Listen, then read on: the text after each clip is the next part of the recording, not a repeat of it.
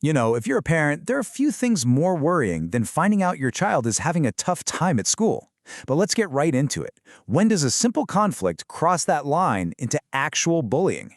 Today, we're going to break down a clear, research-based plan that will help you figure out what's really happening and give you the tools you need to support your child. So this is it, right? This is the first and honestly the most critical question parents face. Acknowledging that your child's feelings are hurt is always step one, for sure. But there's a really specific line where teasing becomes something much more serious. So how can you, as a parent, actually spot the difference? Well, the official definition gives us 3 key ingredients to look for.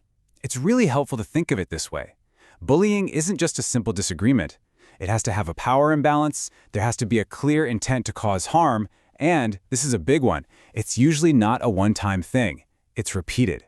And seeing it side by side like this makes it so clear. You see, in a general conflict, the kids are more or less on equal footing. But with bullying, nope. One child is using their power, whether that's being physically bigger or having more social clout, to target someone they see as weaker. And yeah, teasing can accidentally go too far sometimes, but the actual goal of bullying is to hurt someone and to do it over and over again. Okay, so if we really want to stop bullying, we've got to understand that this isn't a one-person job. Not at all. Creating a truly safe school takes a whole team, a whole community, where every single person knows the part they have to play.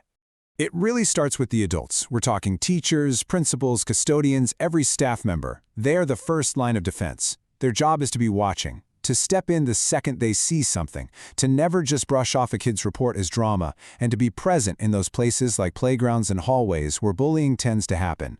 They really do set the tone for the entire school. But here's where the real power is, with the other students, the bystanders. They are the vast majority, and they can change everything. When they make the choice to tell an adult, or even just to not laugh along, they completely strip the bully of their audience and their power. And just offering a kind word to someone who is targeted, that can make all the difference. Students can literally change the culture of their school from the inside out. All right, let's shift gears and talk about your action plan. If you find out your child is being bullied, how you react in those first few moments is so important. Here's what to do first to give them the support they desperately need. Before you pick up the phone, before you do anything else, your #1 job is to be a safe place for your child. Just listen. Let them tell you the whole story without jumping in. The most powerful messages you can send right now are, "This is not your fault. You deserve to be treated with respect, and I've got your back, and we will figure this out together." That reassurance, it's everything. Okay, this piece of advice right here is absolutely critical. Once you've provided that emotional support, it's time to get practical. Write down everything. What happened, when it happened, where it happened, who was there. This documentation is your superpower. It turns a general concern into a specific, factual report that the school can actually act on. So now you've got your child's story, and you've got your records all documented. It's time to partner with the school. And approaching this as a collaboration, not a confrontation, is hands down the best way to get a good outcome.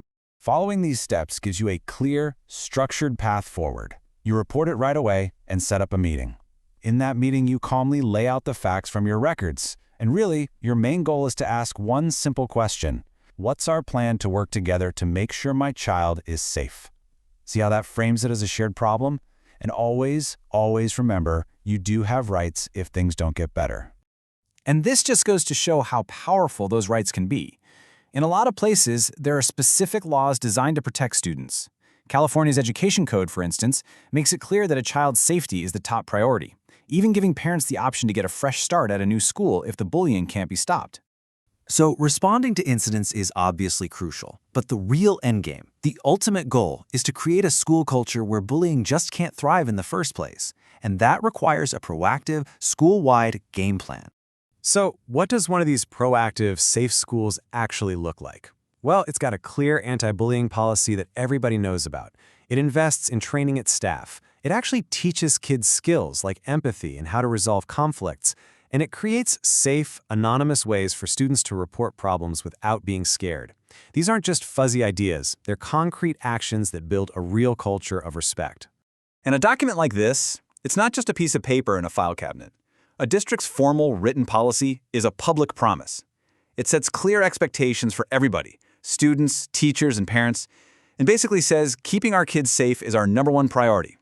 It's the official playbook for prevention. So we'll leave you with this final thought. Because at the end of the day, building a culture of respect, well, that isn't just up to the schools, is it? It's a conversation and a commitment that involves every single one of us.